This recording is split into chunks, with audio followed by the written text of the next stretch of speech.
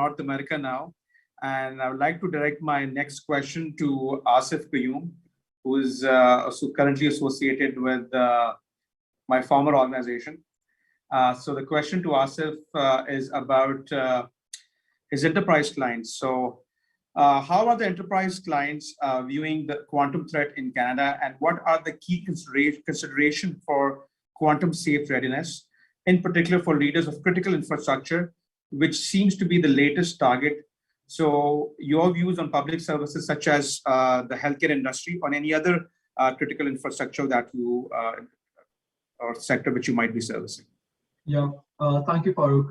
Appreciate the question. So, Farooq, I mean, I think that there's a common theme of what everyone's commenting here, right? And I reflect on what Andrew said, what Florin was saying, what Ali just mentioned, that I think these recent cyber attacks have become, so there's like an intersection of many things happening right now. One, what has happened is that with the COVID push, there's a huge sudden surge on digitization. So we see users who are not that cyber savvy. We see a lot of, catalyzing force into moving everyone to be digital. On the other hand, we also see a lot of these cyber attacks coming in, a few of those were mentioned. And we literally see now new breaches being announced like every day by companies who were seemingly unreachable, right? And so what is actually happening is that I think there is a more and more awareness within enterprise, large and small alike, that what were seemingly far high impact, low probability events are becoming real, right? And COVID itself is such a potent example of an impact of an event which basically has low probability, perhaps once every 50 years, but has such a high impact that it really changes the whole global landscape of how people look and address that particular risk component.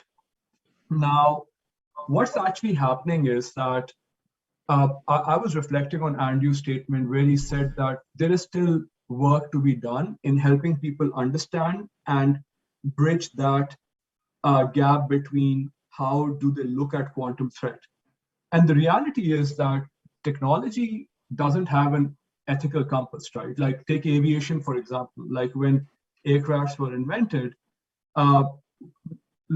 while it has a huge impact on having positive impact on humanity in terms of transportation, logistics, migrations, it is also one of the most lethal war tools that were ever invented by mankind. So it's the case with quantum computing, right? Like understanding the quantum threats. Now, what we are actually seeing and observing is that sectors which basically rank higher on the cyber maturity spectrum, right? Take defense, for example, financial services, right?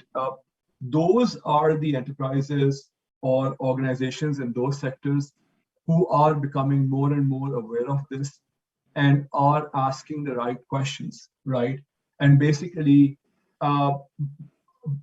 trying to position themselves to be ready for that, right? And the guidance that is out to them is that you not just have a view of whether it is a component, it is a responsibility of the IT department. For those organizations, we are seeing this emerging to almost become like a board level issue, right? An audit committee level issue. That are you basically aware of what there is, just so that at a cohesive level, these enterprises are able to address quantum readiness planning, quantum impact assessment, and quantum risk management strategies, right? In order to then enable and understand. Now, in terms of readiness planning, it just goes back to the fundamentals. First, triage your data systems. Make sure the timeliness, how long is the data which needs to be out there, right?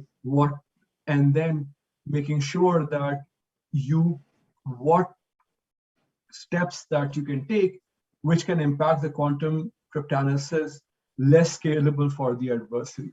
Like these are the core fundamental thinkings. And for example, I mean, even organizations right now, as simple as, moving to a TLS 1.3 for your cloud and web services, just to make it more difficult for adversary to execute a quantum attack at scale. So primarily, doing, as Florin was saying, doing a deep-rooted analysis as to what your landscape looks like, just so that once you archive all of those, cryptography in your enterprise, you can do an impact assessment and then basically look at what those strategies are.